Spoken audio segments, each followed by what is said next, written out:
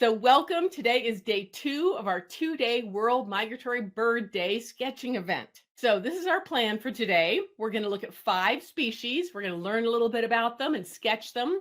We're going to spend about 10 minutes sketching each one. So that's twice as long as we did yesterday. If you want to go back and watch yesterday's event, you can do that later. There's a tab up above that says session 2. So yesterday's species were these. But today we're focusing on a few different species that live in the Western United States, like the Rufous Hummingbird and the Wilson's Phalarope. And then we've got the Dickcissel that lives in the Midwest, and the yellow-billed cuckoo also lives in the Midwest. And then the Magellanic Penguin that does not live here at all, but it is migratory. So all of these birds are migrators. Of course, the Rufous is one of the longest distance migrators for its size, going all the way to Central America. The Magellanic Penguin just migrates around South America and up and down the coast. Whereas the Dickcissel, the yellow-billed cuckoo, they go down to Central America, and the Wilson's Phalarope goes all the way down to Argentina. So just reminding you about our supplies. Those are available at the link below where it says download bird images here. I'm sure most of you have probably already got those, but I created this beautiful 5-page resource for you that has the high resolution images of all the birds. If you haven't had that downloaded already, that's okay, but you can download it later for your reference and for future practice. And also what I'm using today is my multimedia big sketchbook so that I can add a little bit of a watercolor.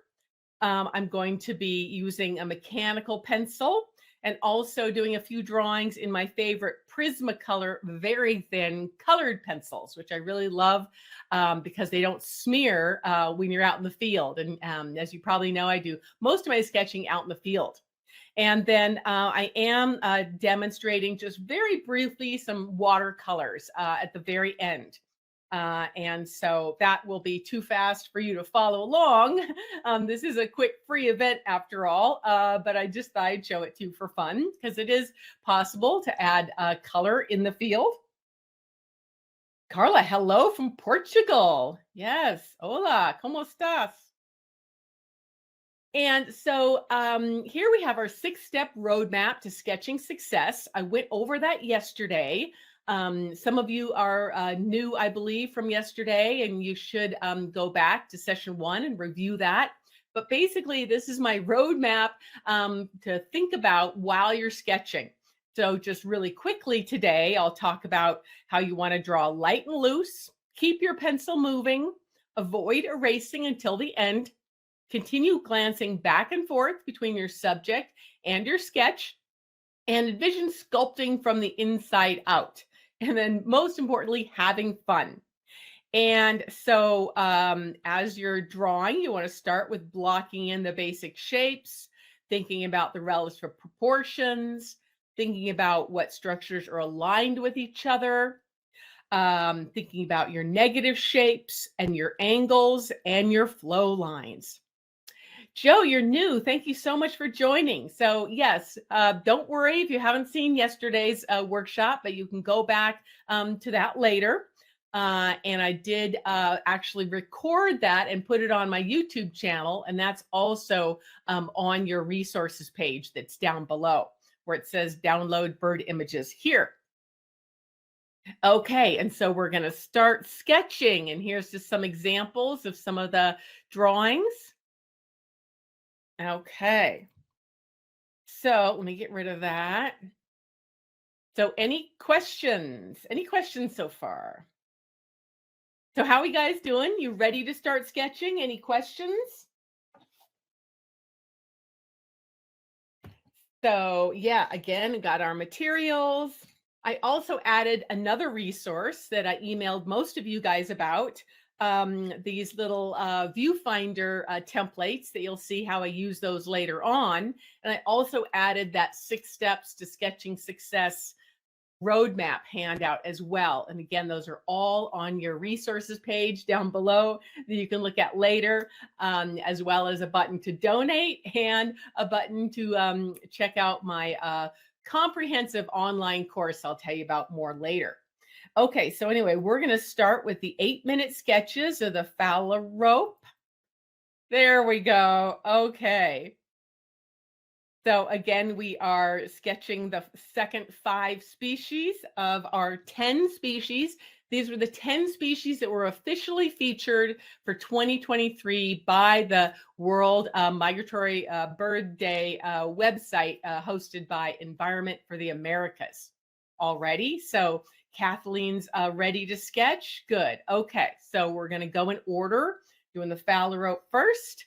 And again, we're spending about twice as much time as we did last time. So we're going to practice just getting a little bit more careful proportions and details. And then later on for your homework, you can add some colored pencil or watercolor or whatever other details you want. But basically, we're trying to get your basic silhouettes in these sketches, as well as delineation of the field marks, so that you can finish those on your own. Okay, so I'm ready to go. So here we go. Okay, so this is Wilson's Phalarope. We'll draw it first, and then I'll share some information about it.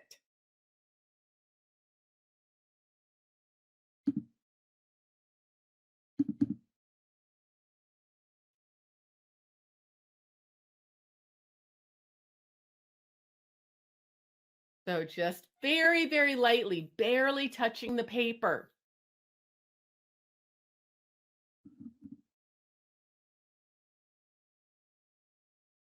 So that we don't feel like we can modify later.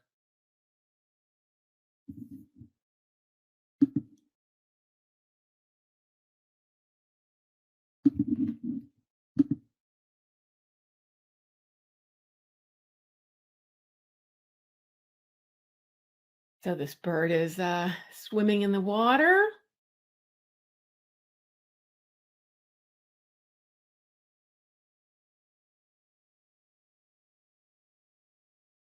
And I'm measuring it back and forth just to keep my proportions correct. And you can do that as well in the field to some extent by holding your pencil up in front of you while you're looking at your bird or other subject. Again, double checking my proportions.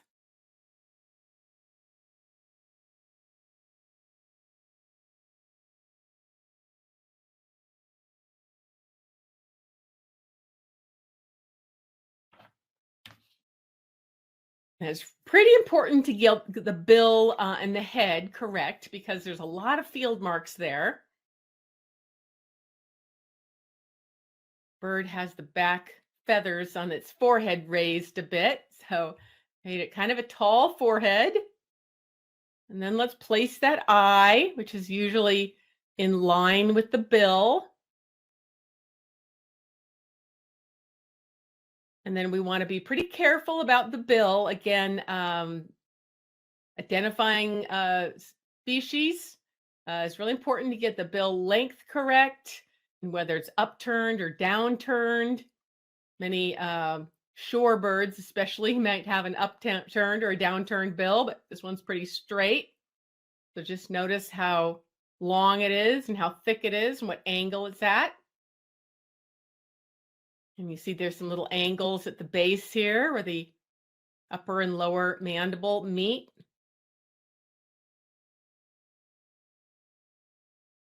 And double checking where my eye is placed, pretty close.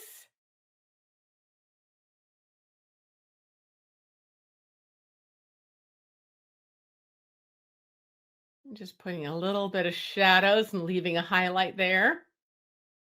Now this angle is, look at that negative shape of the V between the cheek and the breast here.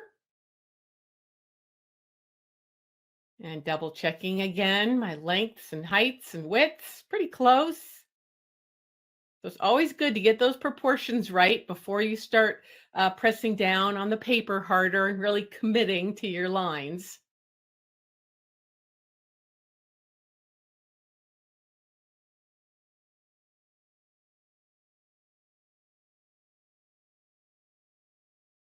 And the tail feathers sitting on top there.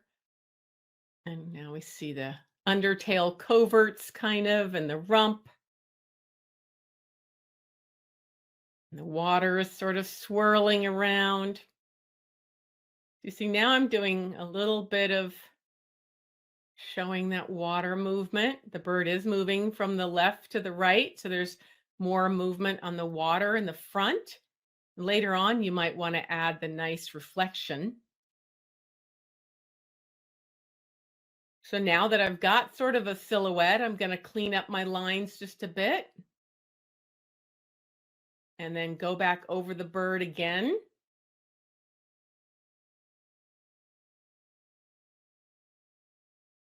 And then we want to notice where those field marks are. So there's that white pattern on top, above and below the eye. A lot of birds have a line through their eye to help camouflage it from predators. So it's harder for predators to see where the bird's looking.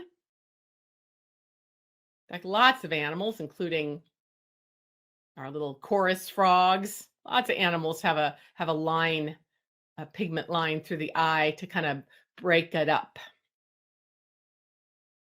Okay, so now just the edges of those feathers on top.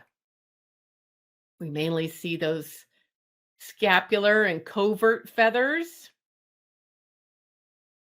Now, if you're interested in learning a lot more about waterfowl, I do have a class on waterfowl on my Crowdcast, and I can link to that later on if someone can remind me. I did a really comprehensive class on how to draw waterfowl, especially dabbling and diving ducks. So if you want to learn a lot more about their biology and anatomy and how to draw them, you check that out.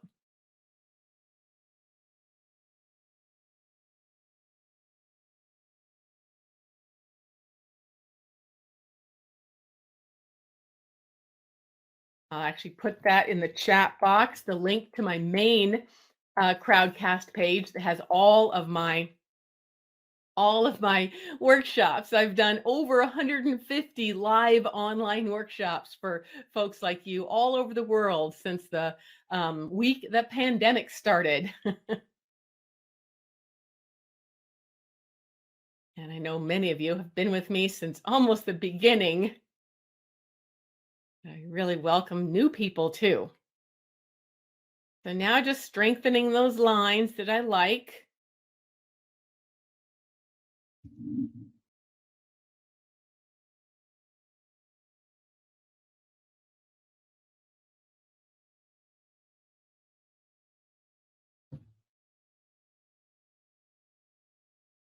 Getting a little bit more detail to the eye. And there we have it, Wilson's Phalarope.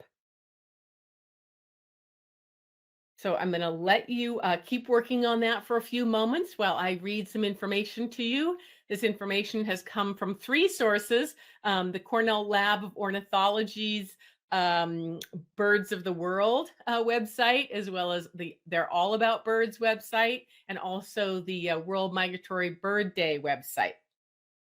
So Wilson's Phalarope, this species migrates between Western Canada to the tip of South America. In this species of shorebird, the rules are reversed, with the females being larger and with brighter plumage, while the males are muted in color and are in charge of all parental care. They travel in large flocks, starting from the hypersaline alkaline lakes of Western North America to similar wintering habitats, mainly in the highlands of Bolivia and Argentina. Mainly aquatic, they feed on small invertebrates in freshwater or hypersaline environments. They get their food on the surface of the water using the typical spinning method to break the surface tension. Wilson's phalaropes are one of only two species of shorebirds that molt at resting sites on the migration pathway, rather than on the breeding grounds before leaving or on the wintering grounds.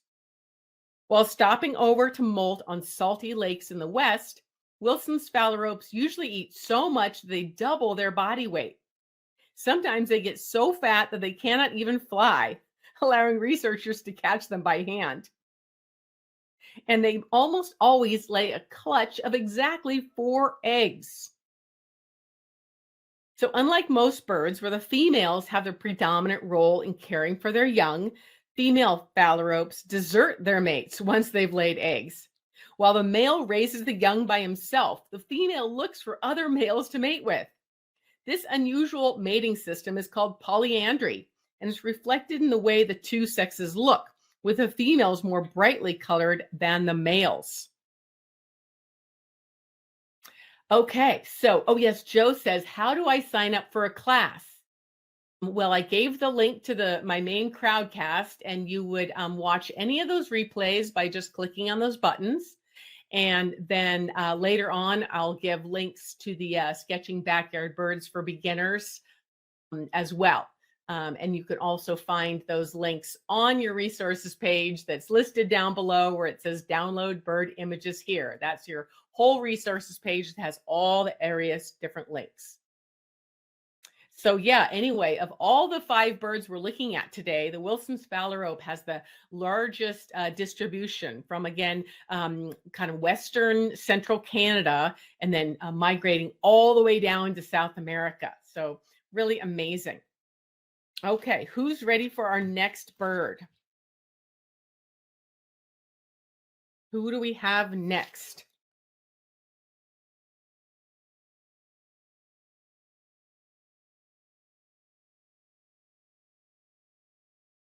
Oops, here we go. Oh, wait, it's the cuckoo. Here we go. Okay, our next bird is the yellow-billed cuckoo. And again, as we're going through these, tell me in the chat box if you've seen these guys. I've been lucky to see this one in Florida and also in the Caribbean. So this is primarily an East Coast bird. And again, we'll talk more about that later on when we're done sketching. So we're going to go through the sketching again. Again, it'll be about 10 minutes. And then when the demo's done, I'll give you a little bit of information again. Okay, so here we go. These guys are really skulky. So this one's hiding in the dark forest. So I'm getting his head. And I think it's kind of a cold day because this bird is really fluffed up. So like we were mentioning yesterday, birds' outlines can really vary in shape depending on if they're hot with their feathers held close to them or whether they're kind of cold.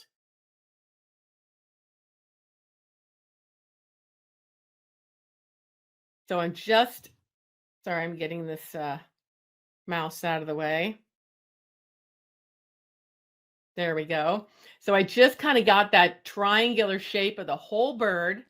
And now I'm firming up the forehead, but don't make that line too perfect because again, this bird looks like he's kind of cold and he's sort of fluffed up.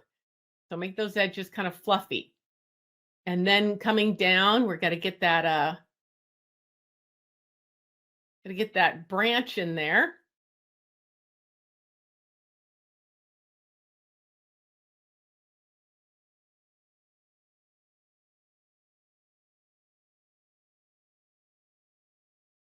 Okay, continuing down the back of the bird, we see the bird's secondary feathers and primary feathers coming down and kind of resting on top of the tail.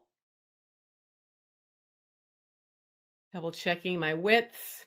We're going to bring that line up of the primary feathers. Have it continue up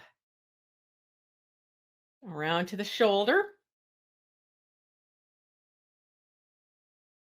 Double checking my width there, pretty close.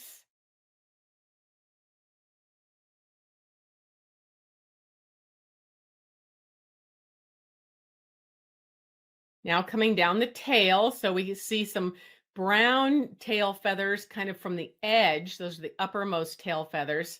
And then we're doing showing the 2 sets of feathers. Most birds have kind of 2 equal sets, usually about 6 feathers, 10 to 12 total feathers. Then coming up to the belly, so we've got the white belly that's in the shadows here with the undertail coverts there. And then we see the bird's left wing. It's in shadow as well and not showing very much, but we're going to put that in.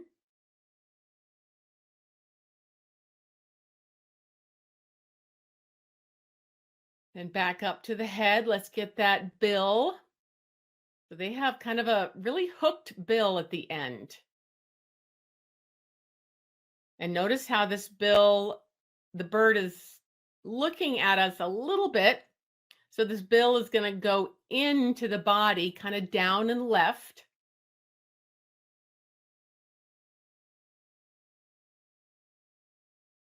And the nose hole, and then the eye.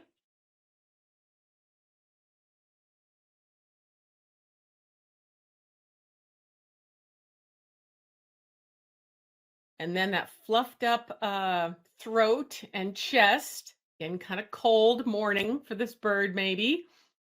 And so everything's fluffed up.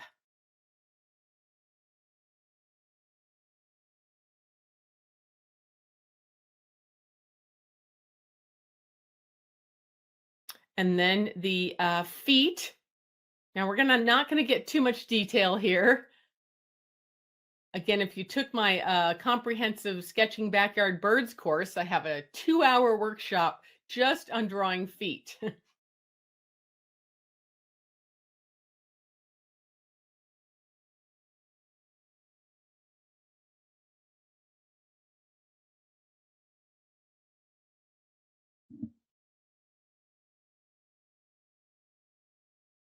And these guys are kind of like parrots in that they have 2 toes in the front and 2 that wrap around the back. So it's a little different than most like songbirds that have 3 toes around the front.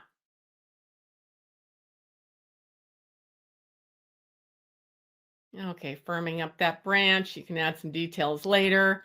Now we're doing the bird's right foot, not the photo, but the bird's right foot. And this branch is obscuring a little bit of it with a little tiny broken off branch. I'm going to pretend that's not there. Just kind of show the angles of the toes. Again, 2 toes are in the front. There's sort of a block, and then I'm going to add a line between it to sort of differentiate the toes. But again, these are field sketches. We're not trying to do a formal biological illustration, so we're not worried about all that particular anatomy today.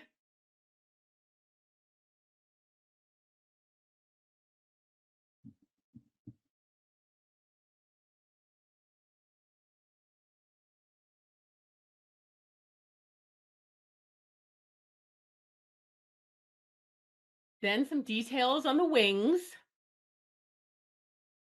And if you wanted to, you don't have to add any of this. And a lot of times you can't see it, but I like to add some of it. Just we've got those scapulars and there's several layers of coverts and more coverts and then the thumb feathers.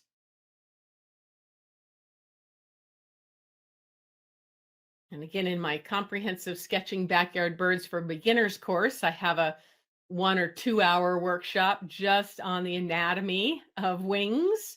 So you can really understand all that, because that can be really intimidating, but you don't have to feel like you have to add all that in the field. So we're doing some of our secondaries here.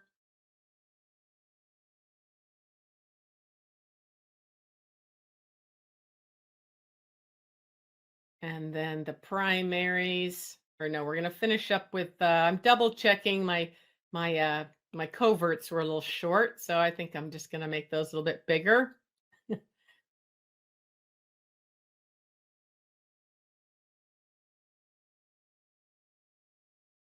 Then going back to those long primary flight feathers.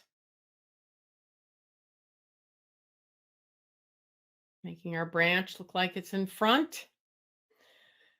Then going down to the tail. So cuckoos have really cool tails and they're kind of graduated. So we're drawing these pairs of feathers that are short, medium, and long. And each pair is black at the base and white at the tip. So I'm doing the set of black and white tail feathers that's on the left side of the bird.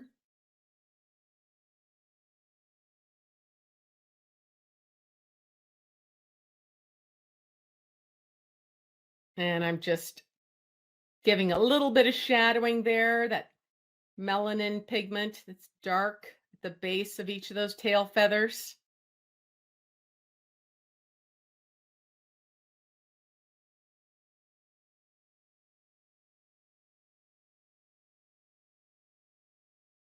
And then that other set that's on our left, that those are similar in structure and in length, but we're looking at them maybe at a little slightly different angle. Yes, happy Mother's Day, everybody, to you, all you mothers. I'm just a mother to fur babies, but really respect all you mothers out there. All righty, so that's the tail. Now just going back and cleaning some things up. Going all around again, starting at the bill. You can really see, especially on the left photograph, how hooked it is. And then just firming up all those feathers.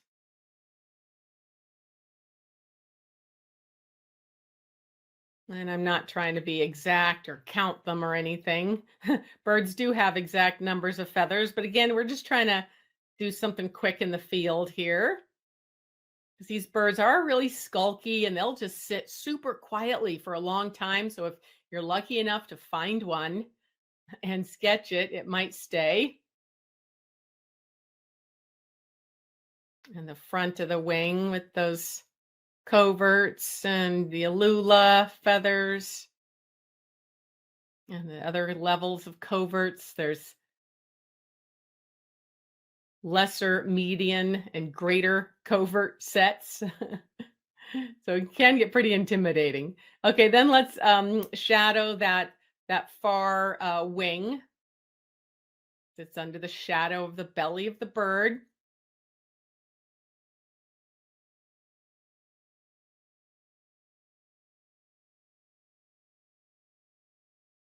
And just a few parallel lines to suggest that there's some separate wings there.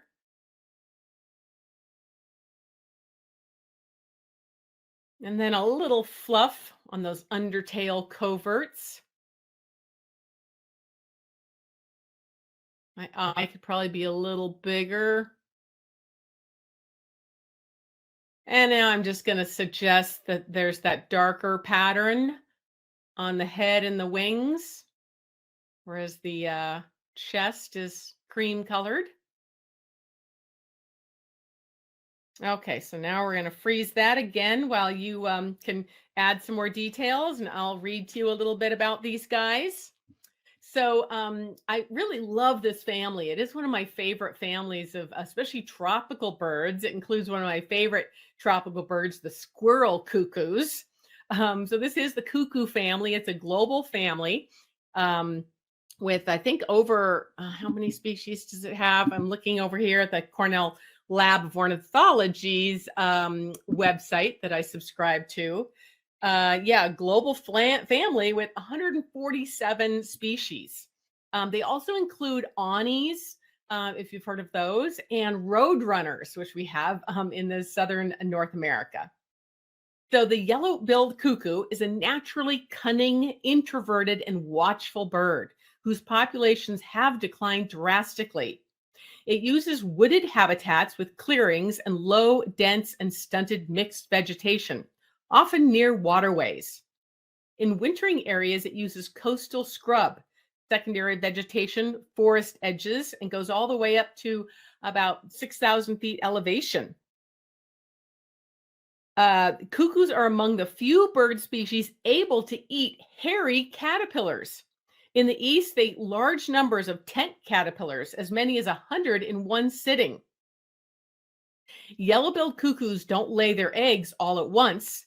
The period between one egg to the next can stretch to as long as 5 days. This asynchronous egg laying means that the oldest chick can be close to leaving the nest when the youngest is just hatching. So, when food is in short supply, the male may remove the youngest bird from the nest. Though, unlike their relatives, the greater roadrunner, they don't feed them to the older siblings. If threatened, nesting pairs of yellow-billed cuckoos will react with a distraction display designed to lure potential predators away from the nest. While one bird remains on the nest, the other hops to a visible perch, opening its wings and pumping its tail up and down. Yellow-billed cuckoos have a primal sounding croaking call that they often give in response to loud noises. Their tendency to call at the sound of thunder has led to their colloquial name of rain crow. Now, sometimes they lay their eggs in other birds' nests, although they don't do this nearly as often as the common cuckoo of Eurasia. When outbreaks of cicadas, tent caterpillars, spongy moths, and other prey create an abundant food source, the cuckoos sometimes lay eggs in nests of other cuckoos, as well as in those of American robins, catbirds, and wood thrushes. Okay, how we doing so far? Okay, we ready to go on?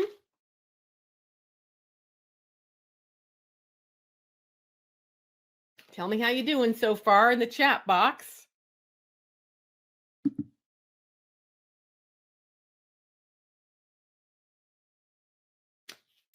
Let's see, who do we have next?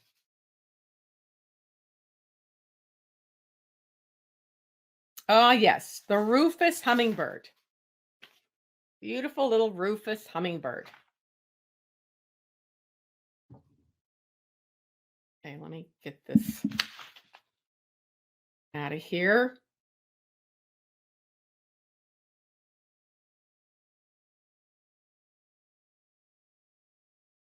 Oh, here we go. Sorry, I thought I hadn't gotten rid of that. There we go. Okay, so for fun, I am using my other pencil. I really love this one with no eraser. It's a colored pencil made by Prismacolor called a Very Thin, and they feel very much like a graphite pencil, but they don't smear. So you can't erase them easily very well either, but they don't smear, which is great for sketching in the field.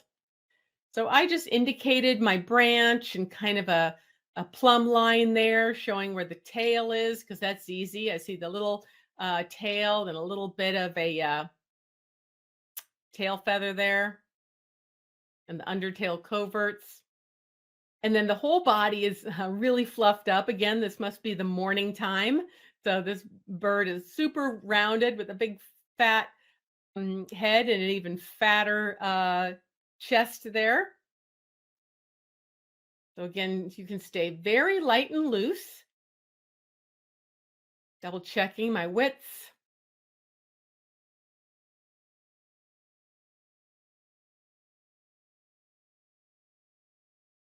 So I like these pencils also because they sort of play better with watercolors as well. Because if you do watercolor over graphite, it can get kind of smeared. But these pencils stay down really well. So really one of my favorite media.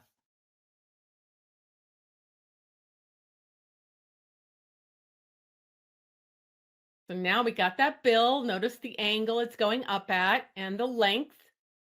This bird is looking at us slightly, so the bill is shorter than it would be if they were facing exactly sideways.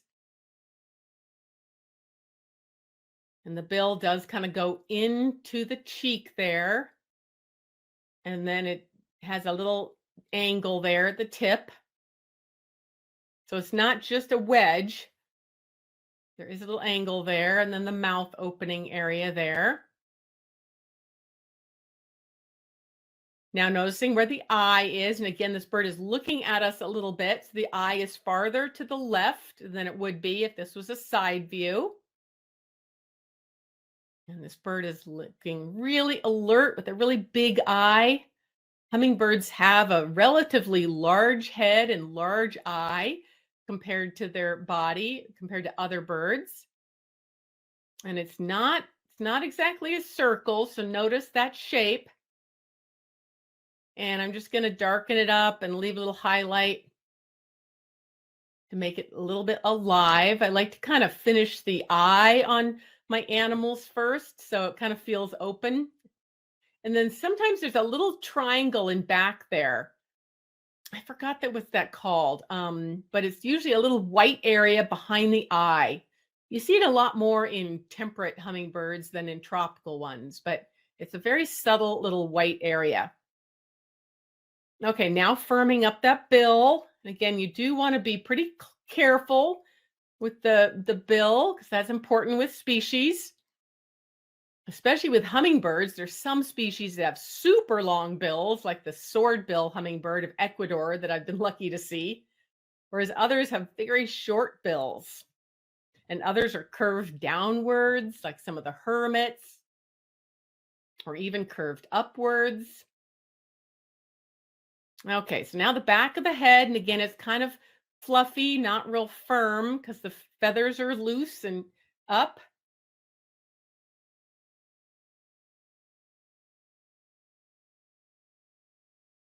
So Dorothea, this pencil again is the Prismacolor, very thin. So that means it has a very thin point to it compared to other colored pencils. Colored pencils do not have an eraser and are not as easy to erase. But again, I love them because they don't smear in the field. And if you get used to just drawing very light in the beginning like this. Now, the bird's toes are kind of in the shadows, but I'll indicate those a little bit. The hummingbird does have very tiny feet with 3 toes pointing forward. And Jacqueline says, you rarely see hummingbirds sitting. They're always in flight. That can appear true, but if you watch them long enough, hummingbirds often, when they're coming to your feeder, they will go back to the similar branch. They will have a favorite perch. So if you look around closely to where they fly off to, they will sit quietly in that perch for 5 minutes or so until their next feeding bout. And that's when you want to sketch them, when they're quietly sitting between bouts. Okay, now I'm separating out the gorget. So that's the shinier small feathers on the forehead and on the neck. And those are different. Of course, they're more colorful in males, and their color will differ between different species, especially in the tropics. You can get bright, hot pinks and purples and greens, and metallic, and even they can look black in the shadow or brilliantly orange. So I'm just indicating a little bit, not being too careful about this, but the feathers are really short and small right under the bill. And as you go down, they go in these arcs and each gets bigger and bigger. So you might want to spend more time on these later. But I'm just quickly indicating them again as if I'm sketching quickly in the field. And then there's a little bit of a white chest delineated there, really subtle under the gorget. And just indicating those feathers a little bit.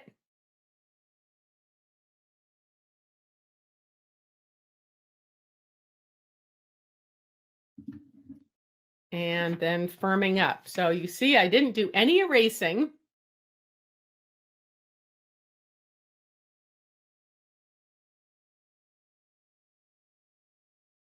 Yes, Jacqueline, I prefer these brown pencils a bit more. They look a little bit more natural and they're a little darker. I use a different brand as well, but whatever floats your boat. Okay, so as you keep working on that, again, as usual, I'll share a little info while you can keep working on your sketch. So this species migrates between southern Alaska and Mexico.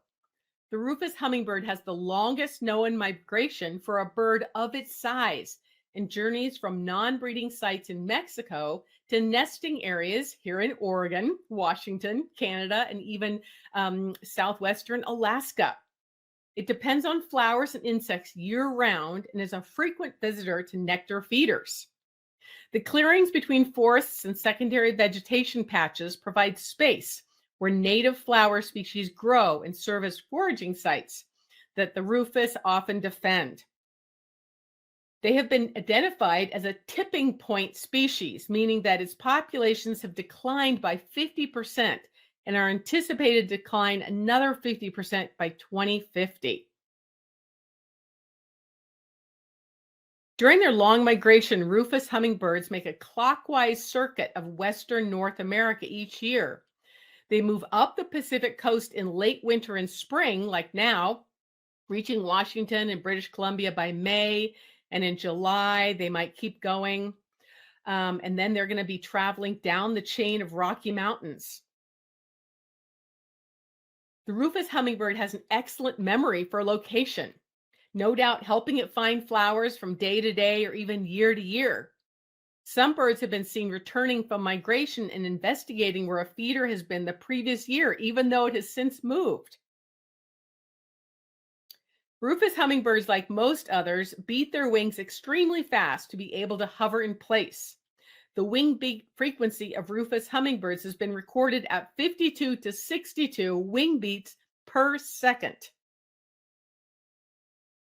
The oldest recorded rufous was a female and at least 8 years, 11 months old when she was recaught and re-released during banding operations in British Columbia.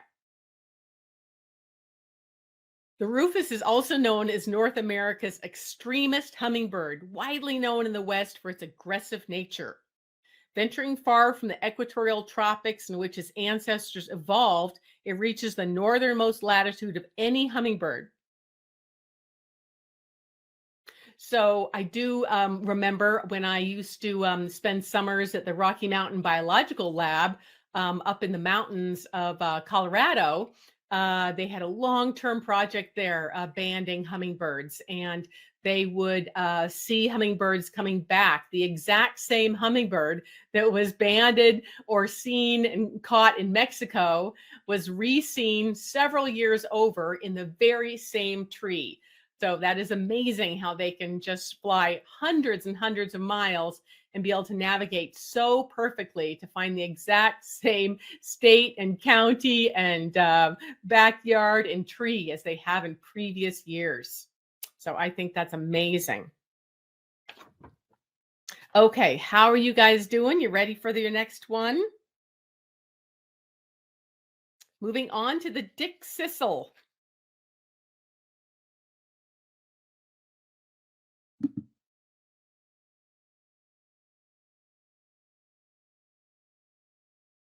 Oh, getting my mouse out of the way. Sorry there. Let me start over here. I was kind of a little fast with that.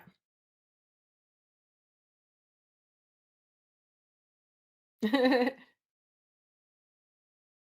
just trying to get my mouse out of the way. Okay, now we have the Dickcissel, a nice male in the spring, happily singing. And you see those angles of the body and then the steeper angle of the tail held more vertically.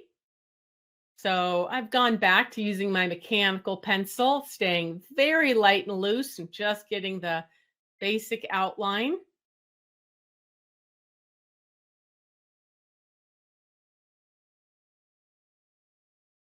Now firming up the head and the bill. I have a quite thick bill, and this is opened very widely. So the upper mandible, it's a sort of a triangle. And then there's some space with the open mouth. So the back of the jaw there. And then the lower part of the bill is almost horizontal and pretty thick, kind of like a sparrow or a finch.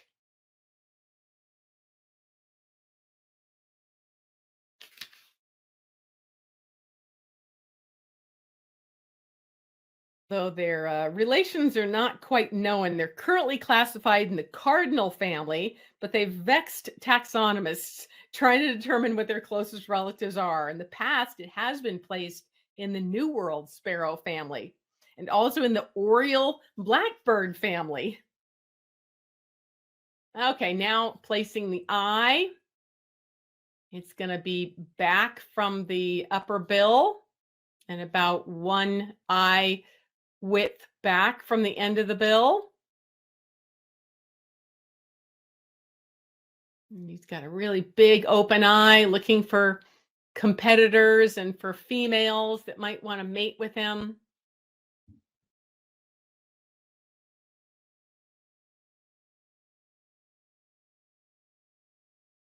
The male has that big black part under his cheek, which the female lacks, but otherwise they're sort of similar looking in color pattern. Okay, down to those angles, you see those nice negative shapes between the primary tail, primary wing feathers. They come up to a nice oval in the shoulder, that beautiful rufous color on that male's shoulder.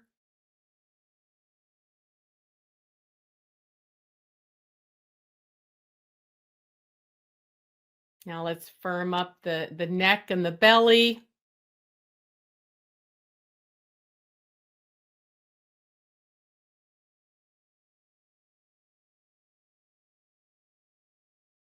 See, it's not an exact, there's a little bit differences there in the different areas. My bird, I was measuring it. It's a little bit bigger than the other one because it is actually longer. So I'm actually making a slightly larger bird than the one in the photo. I'm just going to go ahead and bring my tail down longer.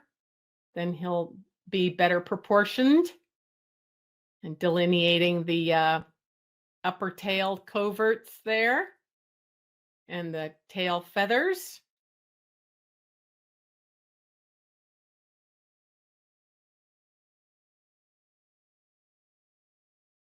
Then the legs, we got two legs going in different directions with that sort of triangle negative shape between them and a triangle negative shape between the leg and the tail.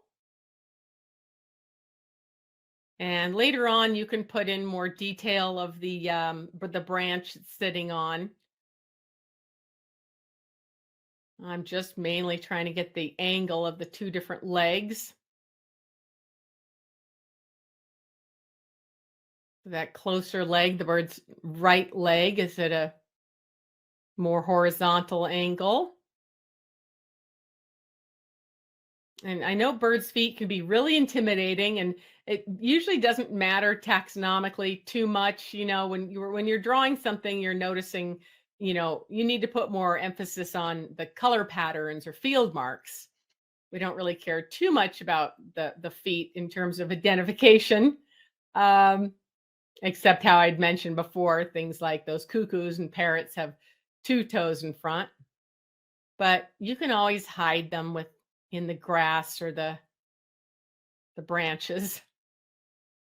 Okay, now we're delineating the scapular feathers, the covert feathers, and the median coverts.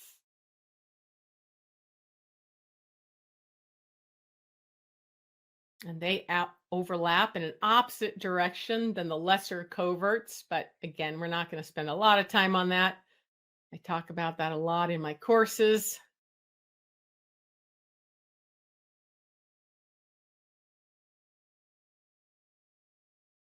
And a primary covert there, and then the alula feathers, or the thumb feathers.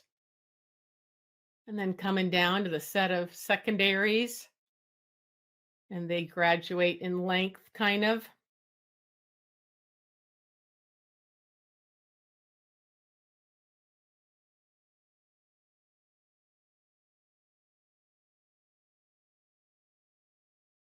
And then the primary feathers, and the first ones are a little bit wider in the front.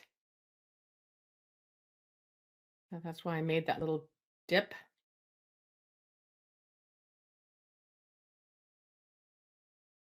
Right there, I'm freezing it. So this is just a little tiny detail. You can't hardly see it all, but my pencil is right at that notch between the lula and the greater coverts. And usually that notch, if you make a line down to the end there, that's going to delineate your set of secondary feathers from the group of primary feathers down below. So the secondaries are up here, the primaries are down here, starting at that little notch right there. So I just had to say that. So I'm just going to thicken that line up a bit.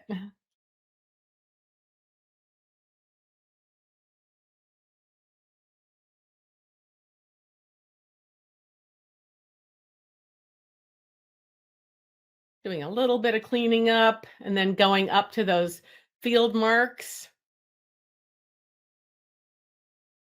This yellow marking above their eye and also on their cheek, and then some white and some black.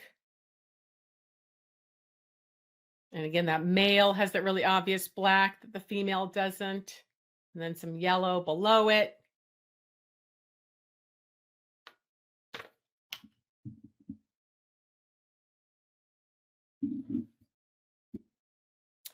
And we're going to stop right there again. So you can keep working on that, and I'll just share a few things about the Dickcissel, which has a really funny name. In fact, I was trying to post something yesterday on Facebook featuring the Dickcissel, and it was rejected by Facebook. Maybe they thought it was X-rated or something. But anyway, it's a bird with a funny name. The Dickcissel is one of the most typical and abundant breeding birds of North American prairie grasslands, with a primary breeding range centered almost bullseye-like on that biome. So right in the center of the nation. So it's not on the West Coast or the East Coast. It's basically kind of between the Appalachians and the Rockies in the prairies.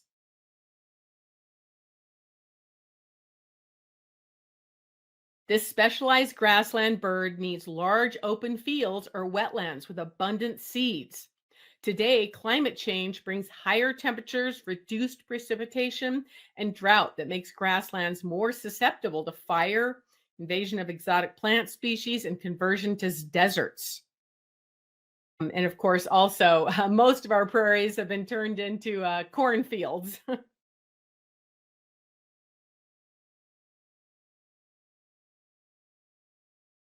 In preparation for fall migration, Dickcissels assemble into larger and larger flocks that can reach into the thousands. On their wintering grounds down all the way to Mexico and northern South America, they form groups of thousands down there in their non-breeding sites. Okay, how we all doing here? How we doing with that Dickcissel? Okay, I'm going to close him out.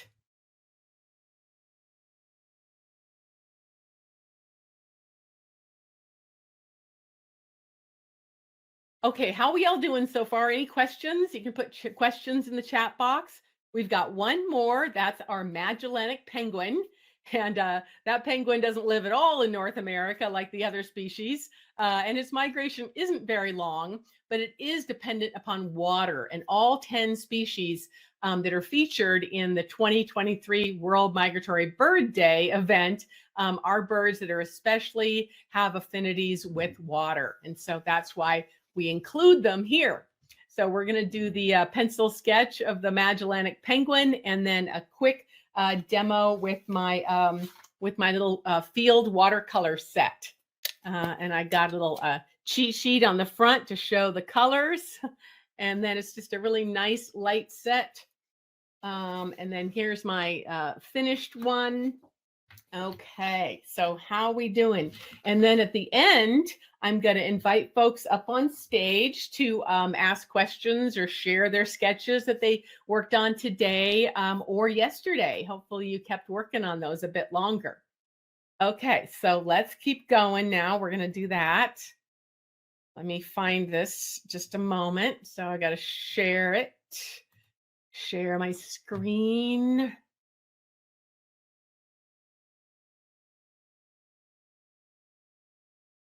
There we go. One moment here.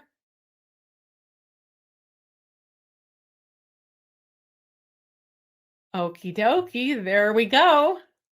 And we're going to make it larger. So we're pretending that we're sketching these guys way down in South America. So it's kind of cold down there. So we're not going to do a complete painting, just a quick sketch here and a quick watercolor sketch. So you all ready to go? Okay. Gonna assume you're ready to go. All righty. So let's get started. Let me start playing this. All right. So here's our penguin. I do have a free workshop on their close relative, the African penguin, that's also in my Crowdcast that you can check out at that link that I shared earlier, my main Crowdcast page. Okay, so sort of an oval for the head. Again, staying just super light, just to pencil in the shape, the silhouette area. Being super light, so we don't feel like we're getting married to any one line yet.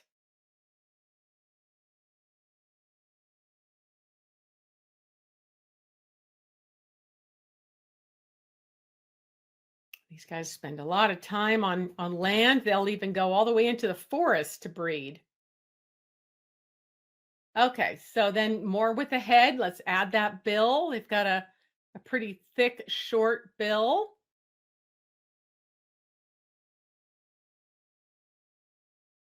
Oh, sorry, I was continuing on. Didn't get the bill yet. Forgot. Okay, so the back, and there's kind of a gentle arc to the back here because it's walking. Males and females look similar.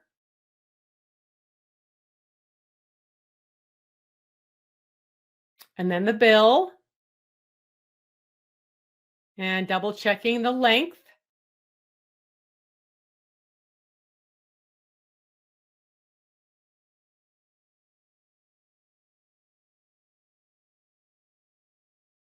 And then the upper bill and then the lower bill.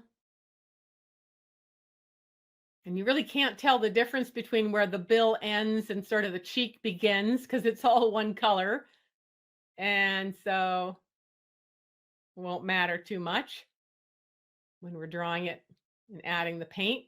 Okay, now the eye. This one's looking a little sleepy.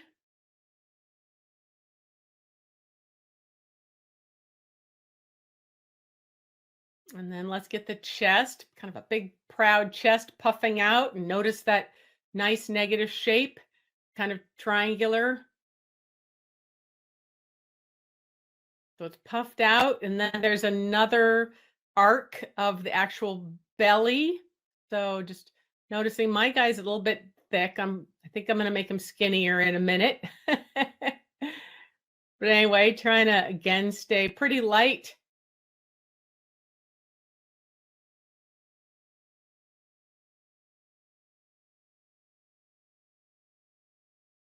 And then down to that shadowed belly. Double checking. So I'm pretty fat here. Of course, they can really change throughout the year how fat they are, but I'm going to make mine skinnier here in a minute. Anyway, continuing to work.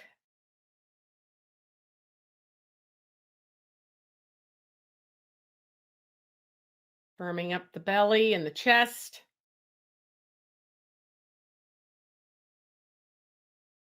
Then getting the bird's left flipper. And I'm noticing I made it a little bit too short, so I'm going to lengthen it.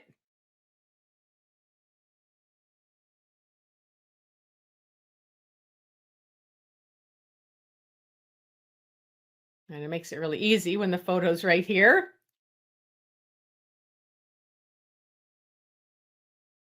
Thank you, Carla. Take care. I'm sorry you can't see the lesson, but you've got to go anyway. I see you another day. Good work. See you soon. Okay. Adios. Hasta luego.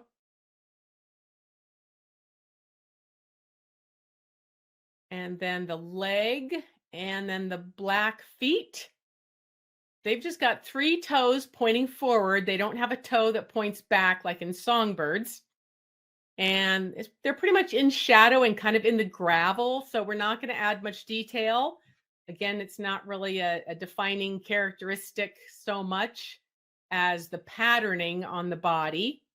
Although the patterning of this bird is almost exactly the same as its close relative, the African penguin.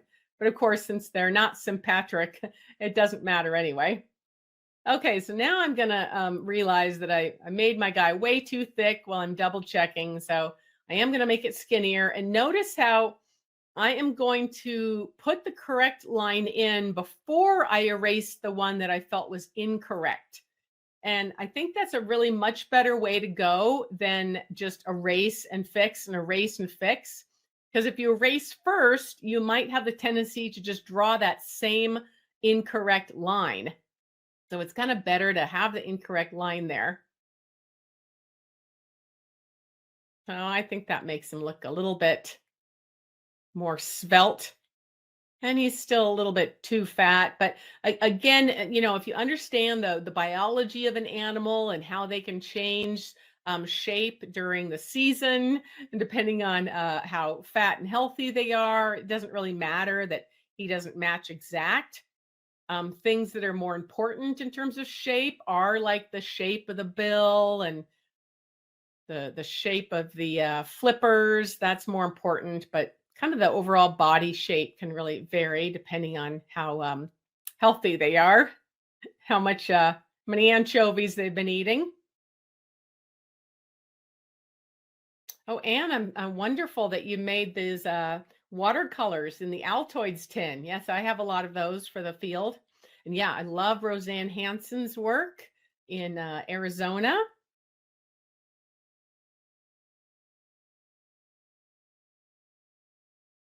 So, and I can share my list later. And I also do have a full-on watercolor course on my main teachable courses page, where I have downloadable lists of my favorite colors. But those colors can really change depending on, where I'm traveling. I might add or subtract colors if I'm going to be in a more colorful place like tropical rainforests or Caribbean beaches compared to, chaparral or Alaskan tundra. Okay, so now delineating the bird's right flipper. It's got a shoulder angle there first, and then the actual flipper. Double checking my length.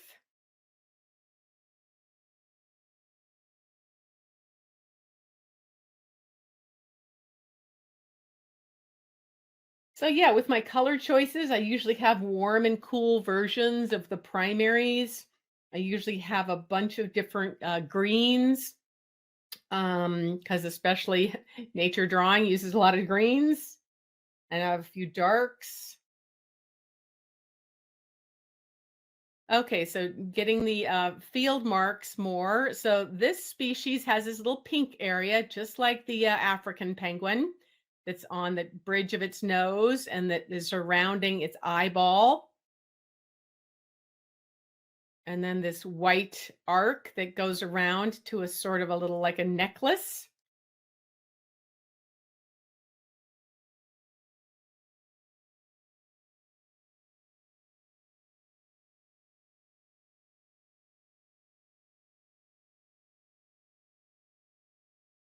And then there is this little pink stripe as well that goes down from the eye. It's kind of whitish pink. It's not quite as pink as over the eye. Now the bands of black and white and black coming down the neck and chest.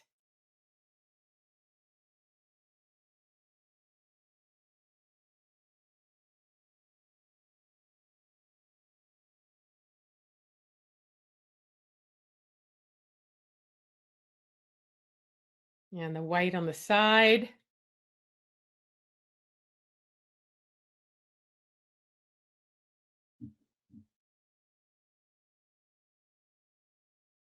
These are as unique as zebra stripes, so they're all going to be different, so I'm not trying to be exact here.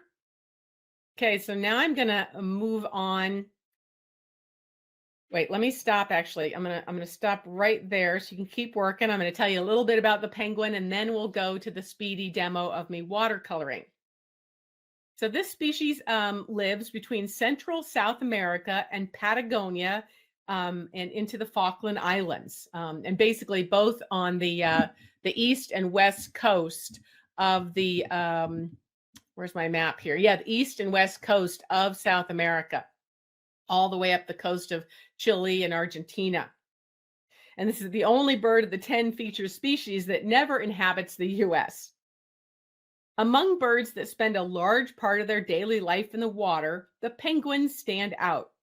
They use their specialized wings to swim at great speeds and distances, while with their short legs, they look clumsy when walking on rocks.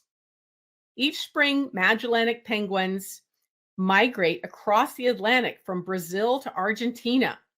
They dig their nests into the earth, creating burrows that they return to each year. They were named after the explorer Ferdinand Magellan, whose crew first spotted them in the year 1520. Like some penguins, Magellanic penguins swallow a lot of ocean water, which is far more salt for their bodies to absorb.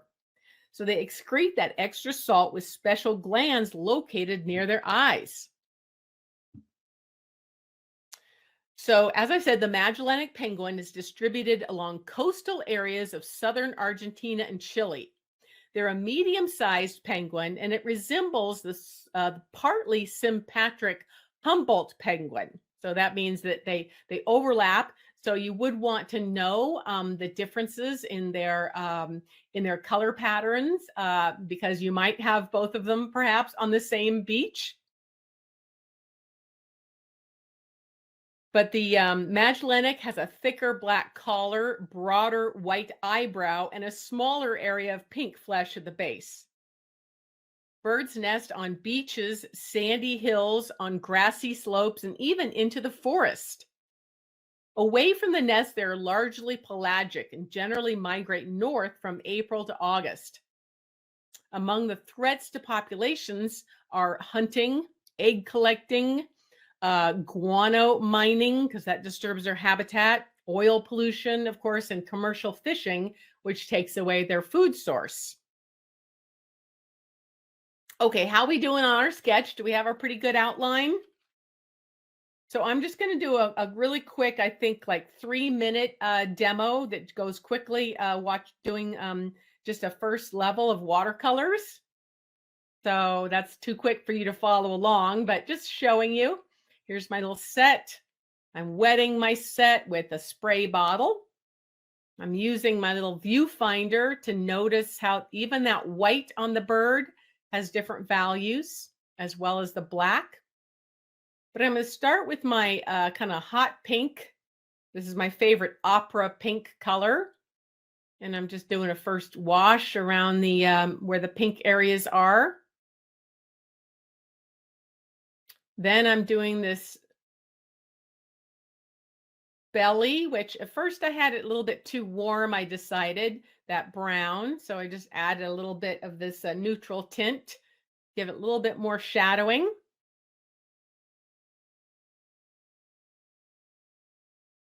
So even a bird that's white and black, you're not going to just look at it and pick up white and black paint. You're going to look very closely at the different values of those whites and blacks. Just getting the eye, and again, using my viewfinder to notice the bill has kind of reflection of the sky.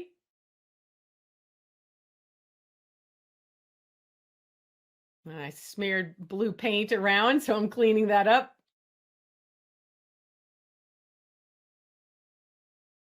Adding some more of that neutral tint. I don't have a real black, but again, you don't want to overdo it with black. It can look really dull. So You want to look at the other, where there's warmer and cooler blacks.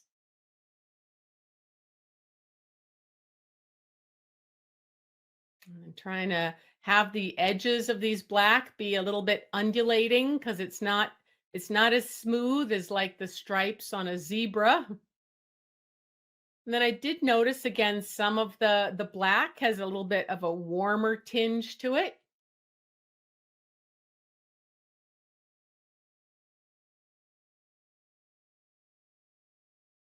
And I usually do just kind of quick wet on wet techniques in the field. So I'm just kind of being messy and painting over that brown that I just added. So it's just really subtle, making it just a little bit warmer in some areas and cooler in others.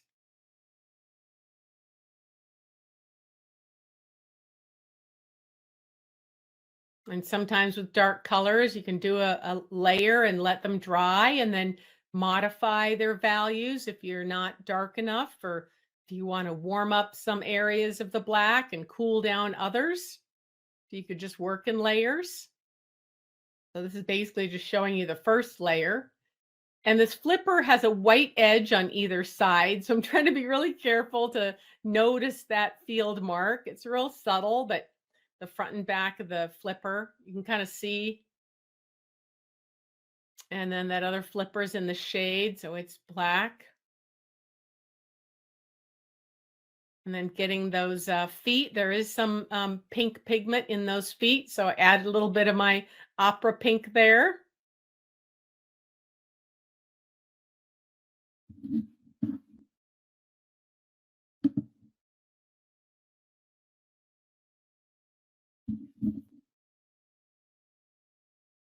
And using my pen to get my eye, making sure to leave a little highlight.